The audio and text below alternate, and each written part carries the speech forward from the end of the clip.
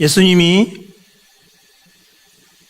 하늘로 올라가시며 제자들에게 말씀하셨습니다. 땅끝까지 이르러서 내 증인이 되라고 말씀하셨습니다. 제자들이 듣고 또한 그 말씀을 기억하며 감람산 다락방에 모여서 함께 기도하던 때에 120명이 기도하던 때에 성령께서 임하셨고 또 성령께서 말하게 하심을 따라서 제자들이 여러 말로 하나님을 찬양하며 하나님의 크신 일들을 증언하였습니다. 그리고 그 이후로 인해서 예수님의 제자들, 사도들은 복음을 들고 나아갔고 이 복음을 증거하며 오늘 본문에 있는 사도 바울의 시대까지 흘러왔습니다. 복음이 무엇일까요? 오늘 본문에도 나와 있지만 성경대로 그리스도께서 우리 죄를 위해서 죽으셨다라고 말씀합니다. 그리고 성경대로 사흘 만에 다시 살아나셨다라는 것이 복음이라는 것입니다. 사도행전 1장 22절의 말씀에도 보면 사도들이 가룟 유다의 죽음 이후에 새로운 사도를 세우려고 합니다. 그 중에 사도의 직분을 말하는데 사도의 직분이 무엇이냐면 사도행전 1장 22절에 보면 예수께서 부활하심을 증언하는 것이다라고 말씀합니다. 예수님의 사역 초기 때부터 함께하여서 예수님이 부활하시던 그때까지 함께하였고 이것을 보고 알고 있는 자 그리고 이것을 증언할 수 있는 자가 사도의 직분을 감당할 수 있다라고 얘기했습니다. 부활이라는 것은 복음이며 또한 이 복음을 통해서 많은 이들이 생명을 얻게 되었습니다. 오늘 오전에 담임 목사님 말씀을 들었지만 예수님이 부활하셨다는 것은 하나님의 아들이 바로 예수다라는 것을 말씀합니다. 그리고 죄의 문제를 완전히 해결하셨다라는 것 그리고 우리 또한 예수 그리스도와 함께 부활하게 된다라는 것이 부활의 의미입니다. 그렇다면 이 부활을 누가 보았냐라는 것입니다. 어떤 사람들은 이야기합니다. 예수님이 귀신처럼 환상으로 이 땅에 오셨다라는 이야기를 하는 사람들이 있습니다. 그래서 예수님이 십자가에서 죽으신 것도 사실은 죽은 것이 아니라 환상이었다라고 얘기한 사람도 있습니다. 또 어떤 사람들은 예수님이 죽으신 것까지는 육신으로 오신 것 맞다. 그러나 부활하신 것은 아니다라고 이야기하는 사람들도 있습니다. 소위 말하는 신기류를 보듯이 많은 사람들이 한꺼번에 그 신기류를 보았다라고 이야기하는 사람도 있습니다. 그러나 성경에서는 여러 번에 걸쳐서 제자들이 사도들이 많은 사람들이 예수님을 보았고 예수님의 손을 만져보았고 예수님의 옆구리를 만져서 그 상처난 자국들을 만져봄으로 말미암아 환상을 보았고 꿈속에서 예수님을 만난 것이 아니라 살아계신 육신이 다시 살아나신 그 예수 그리스도를 제자들이 만났고 체험하였고 함께 음식을 먹고 만졌다라는 것을 알 수가 있습니다. 오늘 본문에서도 6가지에 걸쳐서 말씀합니다. 게바에게 보이시고 12제자에게 그리고 500의 형제 그리고 야고보 모든 사도에게 그리고 마지막으로 만삭된 자 같은 사도 바울에게도 예수님이 나타나셔서 자신을 보이셨다라고 말씀합니다. 그 당시에 많은 사람들은 아직도 증인으로서 살아 있었습니다. 6절 말씀에 보면 지금까지 대다수는 살아있다라고 말씀합니다. 누군가에게 저거 거짓말 아니냐 꿈꾸고 하는 이야기지 않느냐라고 말할 때에 그것에 대해서 증언해 줄 수 있는 사람들이 많이 있다라는 것입니다.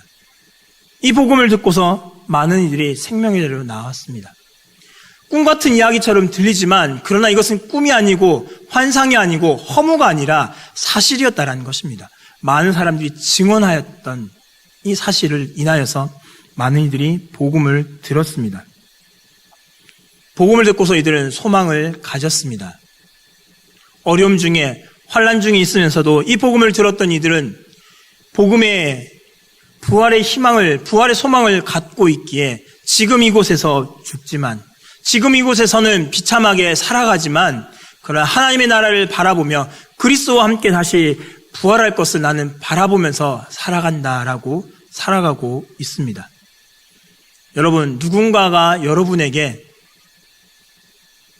1년 뒤에 100억을 주겠다라는 이야기를 들으면 지금 당장 여러분의 집이 저당 잡히고 여러분의 갖고 있는 살림들이 다 빨간 딱지가 붙는다 할 때에 여러분이 낭망해 하시겠습니까?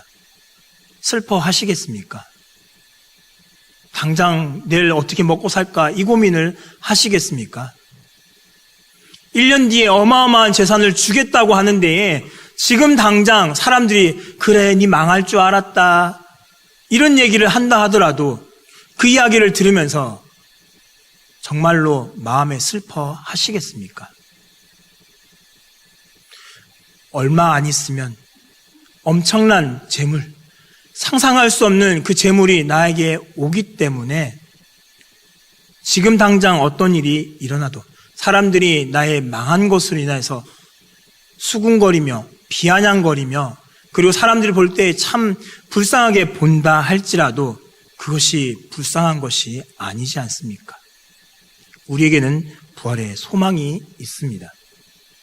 부활의 소망이 있기 때문에 지금 이곳에서, 지금 이 땅에서 욕을 당하고, 지금 이 땅에서 사람들의 수군거림을 당하고, 지금 이 땅에서 사람들에게 모욕과 멸시를 당한다 할지라도 천국에서 하나님이 주실 그 면류관은 너무나 크기에 이 땅에서 있는 것과 비교할 수 없기에 많은 믿음의 선배들은 그 소망을 바라보면서 하나님이 그 면류관 주실 것을 바라보면서 이 땅에서 욕을 당해도 멸시를 당해도 그것에 마음 아파하지 않고 낭망하지 않고 하늘을 바라보면서 살아왔습니다. 그래서 오늘 본문에서도 동일하게 말씀합니다. 11절 말씀에 보면 그러므로 나나 그들이나 이같이 전파하며 너희도 이같이 믿었느니라. 부활의 소망을 알기에 예수 그리스도를 믿게 되었고 나뿐만 아니라 여기 있는 사람도 저기 있는 사람도 고린도에 있든 로마에 있든 예루살렘에 있든 모든 이들이 예수 그리스도가 하나님의 아들 되심을 알고 우리의 죄의 문제를 해결해 주셨음을 알고 그리고 예수 그리스도와 함께 부활함으로 말미암아 하나님의 백성이 하나님의 자녀가 된다는 사실을 그들은 믿기에 이 소망을 알았기 때문에 이들도 예수 그리스도를 주로 고백하고 어느 곳에 있든지 간에 모든 이들은 동일하게 예수를 그리스도라고 고백하였습니다. 과거에 있던 믿음의 선배들이 이같이 믿었습니다. 그리고 지금 우리도 이같이 믿고 있습니다. 복음이 변질되지 않았습니다. 과거 2000년 전에 있었던 복음, 예수 그리스도가 우리의 구세주 되심을 그리고 죽음에서 부활하셔서 우리의 소망이 되신다는 이 복음의 소식은 2000년 전이나 지금이나 변하지 않았습니다. 그리고 주님 다시 오시는 그날까지 이 복음은 변하지 않습니다. 과거에 이 복음을 통해서 예수를 믿었던 이들, 지금 우리도 믿고 있고 또한 이 주변에 있는 많은 영혼들도 이 복음을 듣고서 예수를 그리스도로 영접해야 되는 사실은 변함이 없습니다. 그리스도께서 부활하셨습니다. 그리고 이 부활로 말미암아 우리에게 소망을 주셨습니다. 그리고 이제는 우리와 이 복음을 들어서 이 믿음을 갖고 있듯이 동일하게 이 복음을 전해야 합니다. 나만 갖고 있는 복음이 아니라 나 혼자만 이 좋은 소식, 나 혼자만 꼭꼭 숨겨두고 있는 것이 아니라 이웃에게 전해야 하며 또한 내 가족에게 전해야 하며 또 친하게 지내는 이들에게 이 복음을 전해야 된다는 사실을 기억하시기 바랍니다. 복음은 변하지 않고 흘러왔습니다. 계속해서 이 동일한 복음을 갖고서 우리는 복음을 증거해야 합니다. 과거에 바울이, 베드로가 많은 사도들이 복음을 전했듯이 우리의 전하는 복음은 변하지 않으며 이 복음을 계속해서 증거해야 된다는 사실을 기억하면서 예수께서 부활하셨고 이 부활로 말미암아 하나님의 아들이 되셨고 우리의 죄의 문제를 해결해 주셨으며 우리에게 또한 부활의 소망을 주셨다는 사실을 기억하면서 이웃에게 나아가 증거할 수 있기 바랍니다.